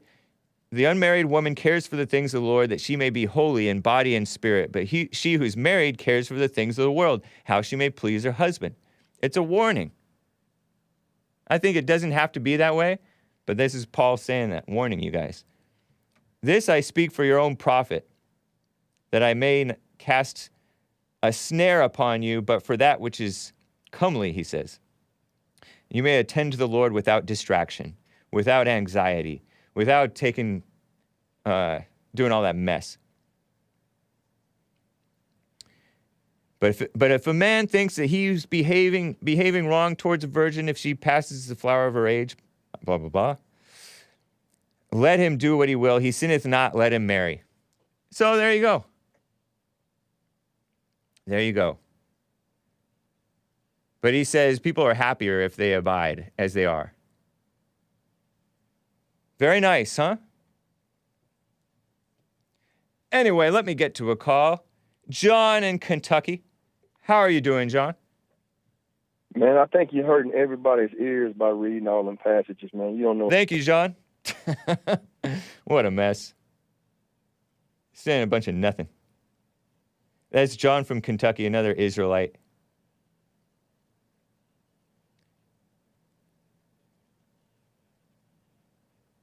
Hake, it's what my 3 boys, now men, know, James. Never marry. I don't think that that's what they know, Louis Bootsy. I don't think they know it, man. Do you have wisdom? We need to return to wisdom. Oh, let me read this do not marry verse. Do not worry verse, I mean. It's from Jesus. It's from Jesus. Matthew 6:25-34, real quick, and then I will get back to calls. This is Jesus. Therefore I say to you, take no thought for your life, what you shall eat, what you shall drink, nor for your body, what you shall put on. Is not life more than meat and the body more than raiment? I don't know what that means. Maybe that means clothing. Behold the fowls of the air, that's the birds. They sow not, neither do they reap, nor do they gather into barns, yet the heavenly Father feeds them. Are you not much better than they? I don't know, are we? Anyway, Jesus said it, so it must be true. Which of you, by taking a thought, can add 1 cubit to his stature? You short? You can't even add a cubit to your stature. Cubit, I think, is an arm's length. Forearm. And yet I say to you, even Solomon in all his glory was not arrayed like one of these. Wherefore, if God clothes the grass of the field, which is today here and gone tomorrow, it's cast into the oven, shall he not much more clothe you, O ye of little faith? Therefore, take no thought, saying, what shall we eat? What shall we drink? Where shall we be clothed? How shall we be clothed? Whatever. For all these things do the Gentiles seek. Did you say Gentiles? For your heavenly Father knows that you need them. But seek first the kingdom of God and his righteousness, and all these things shall be added to you. Therefore, no thought for tomorrow shall take thought for the things of itself. Sufficient unto the day is the evil thereof. Very nice, huh? Anyway, very nice. I appreciate it, John. You're just a mess. Rick in Hampton, Virginia. How are you doing, man? I am doing fine, my brother. How you doing? Doing fine, too. Thank you, sir. Man, I was talking about the Virginia governor's race, man. You know, everybody's talking about this race, man. Yeah, I've heard. You'll never believe it. Terry McAuliffe is a sleazy, I think he's a Clinton guy, if I'm not mistaken, liberal. He's the current governor, right? And then it's versus this Glenn. He's not the governor? Glenn Youngkin. Glenn Youngkin is running. Ralph Norton is the current governor. Oh, okay. What was Terry McAuliffe before then? Oh, former governor of Virginia. So he was governor before. Correct. He ran one time, but he didn't run a second term. Oh, okay. So he was governor, and then Northam took over, and now he wants it back. What a mess. Yeah. Because Ralph Norton, I think this is his second term. Okay. But anyhow, the Black Caucus endorsed Youngkin. I was surprised. Oh, really? Yeah. Matter of fact, I said, oh, man, there is a God. Yes. Wow. I mean, they actually endorsed Youngkin. I couldn't believe it. Are you sure? Yeah. The Black Caucus. Which Black Caucus? Here in Virginia has... Virginia Black Caucus. Virginia Black Caucus has endorsed Glenn Youngkin. I couldn't believe it. Wow. Okay, well... Hampton Roads, well, this was out October 2nd. This is earlier this month. And so I never heard, I never caught wind of this. Hampton Roads Black Caucus organization criticized for endorsing Youngkin, Young, for Virginia governor. His campaign said the Hampton Roads Black Caucus endorsed him. Youngkin, a Republican, is running against former Democrat Governor Terry McAuliffe. Black organization in Hampton Roads. Wow. You know, I couldn't believe it. I couldn't believe it. And it's a close race, but the problem when they do the governor's race in Virginia is conservative until they get to the D.C. and Northern Virginia area, where they near D.C.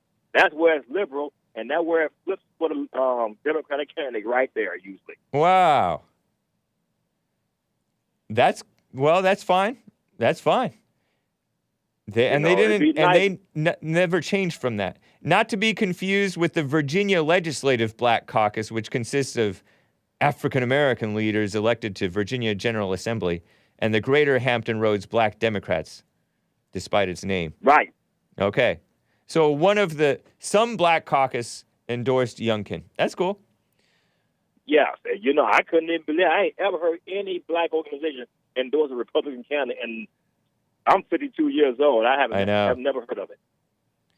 The group lists 4 initiatives it supports: Black-owned business growth, lame; educational advancement, lame; economic development, lame; and community development, lame. But hey, if they endorsed Youngkin, I don't know anything about Youngkin other than that I don't even know if he's a Republican. I'm assuming he's a Republican.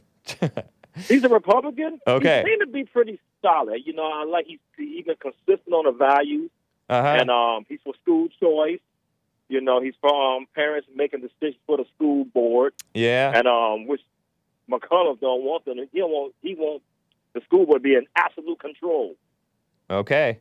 You know, I don't think Northam has served 2 terms because McAuliffe was governor from 2014 to 2018. And so Northam is only been governor since 2019 or 2018 and 2019. I thought he was on his second term. Nope. You educated me Apparently on that not. one too. Yeah. Wow. Unless Northam was governor like 3 terms ago or however many as well. I don't know. No, this must be. You know, you educated me on that, James. I guess he didn't want to run then. Yeah. Who knows? You know, Northam was Northam. Good. I think Northam is that guy he's a former doctor, right? Or a doctor. And he talked about killing babies outside the womb. He talked about delivering a baby out after a botched abortion and then having a conversation with the mother and the doctor and maybe the family about what to do next, which implies letting the baby die or killing the baby after the botched abortion. Pretty much. What a sick person. Wow, but then that wasn't the outrage. The outrage was that he wore blackface, allegedly, dressed up like the black version of Michael Jackson or something. yeah, that came up once. And, you know, it's just so funny. And, you know, that came up too. And with doing a governor's rally, you know, blacks, we must say most of these black buck dancing Bojangles black pastors here, man, they vote for a party. I call it the Democratic Party. I don't even call it the Democratic Party no more, Jay. I call them the Democratic Party. Yeah, that's what I call them, too. That's what I call them. Demon rats. The Democratic Party. Yeah. That's what I call them. Because everything it's what they are, really. Right, that's who they are. It's satanic. And for years, man, it's just like, and most black churches will vote for them like they saints. Yeah. I'll say either y'all don't understand the scriptures, or y'all just plain don't care. Yeah. Or it's about skin color. Nope. They're sick people. The Democratic Party is totally opposite. Yeah. You know what, Jay? Where can you find out the Democratic platform that is easily to interpret? You know what? I haven't looked. I don't think I've ever looked. I just look at what the people, the Democrat people, are talking about. And that's the way I do too. From that, you can tell that they have no values except to push evil onto the people. Yep, push evil and division and everything, man. Yeah. And to me, Joe Biden is the reason for this division between unvaccinated people and vaccinated people. Well, I think it's more than just him, or it's more than just the Democrats, because the culture has been so corrupted that the people are divided in that way. You know what I mean? It's it's divided bad enough to me.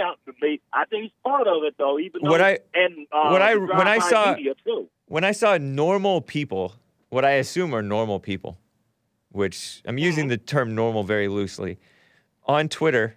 I guess normal people aren't on Twitter, but they're saying Kyle is a murderer. Kyle Rittenhouse is a murderer. That shows me that the division doesn't start with Joe Biden or Barack Obama. It starts with the corruption of the hearts of the people. You know what I mean? Oh, absolutely, absolutely, and especially with most blacks, they're angry. Yeah. And when you're angry, one thing, just the truth about it is when you're angry, you can easily manipulate people. You can lie to them, just tell them what makes them feel good. Right. And you got them. Yeah. And most blacks are angry, and all the Democratic Party guys come by and say, "Oh man, you guys are victims, and whites constantly oppressing you guys, keeping you guys from buying a home. No one keeps from buying a home but you. Yeah, very true. You got the money, then a person don't care about it. As long as you got the money and you can buy the house, that's all they care about. I know. But the Democratic Party pushes and then they'll say well, it's government oppression. Well, they vote for the same Democratic candidates over and over and over, so they vote for their own oppressor. Yeah. No, it's disgusting, man. I appreciate it, Rick. It's good to hear from you, man. Good luck in that. James, good luck in that race. I hope may the best man win. Man, we need to turn Virginia back red, man, because we didn't lost the last two presidential elections, and it's just been blue too darn long. Man. Yeah, it's ridiculous. Well, thanks, man. Take care. Yeah. Love you, man, James. Y'all keep a good work going. All right. Take care. Bye. Before I play this last song, can I show quickly the Guardian guy, Tom Lamont? I talked about this guy, Tom Lamont, the male feminist Guardian writer. I was like, is he black? He's the guy who's a father going feminist. I told you about it yesterday. His young boy, he was all mad because his young boy is doing the boys against girls thing, which is completely natural. But he's disturbed by it. So he's consulting a bunch of foreign, quote-unquote, ladies about how to raise a boy in 2021. I have pictures of him. Tom Lamont, sure enough, he is purportedly a white, well, I don't know if that's a normal white male. I don't even know if that's a Christian. But look at him. That's child abuse. How to raise a boy, my mission to bring up a son fit for the 21st century. Increasing awareness of the price of toxic masculinity has led many parents to wonder how best to prepare the young men of the future. One father consults the experts. This is out August 2021 in The Guardian. Look at that guy. Nope. No, sir. What a shame. And so, let me just show you the ladies that he was consulting. And I was pretty much correct, except one of them looks like a white lady. I'm not sure. Chimamanda Ngozi Adichie is the first lady he consulted. And yes, this is some black woman, young black woman, no wisdom. Look at that. No sense. A Nigerian writer. And then the next one, Sonora Ja. And I don't know what she is. Maybe part Indian, looks mixed. And then these are foreign names. Uju Asika. These are the experts that he consulted on how to be a father to your son. Uju Asika, black woman. Young black woman. Another with no sense. Bringing up race. So she believes in the racism thing. And then that last one that I mentioned, Danusia Malina Durbin. And this one looks like she might be a white woman, blonde-haired, light-skinned, don't know. And she has 10 kids or something like that and a career. A nutcase of a woman. Danusia Malina Durbin, Durbin. And she's like standing on a table on one of these things in front of a bunch of men, bossing around the men. And I think she has a child who's transgender. I could be wrong though. But she definitely would support that. I am quite sure that she would support that. So disgusting, huh? Anyway. Oh my gosh, we are overtime. Guys, I gotta play my last song if I can. This is from OK. And it is entitled Hot Wired. Enjoy Hot Wired. and compare it to the stuff that Paul wrote. I disavow this song. Hot Wired by OK, guys. And hopefully I'll see you tomorrow. Take care. Baby,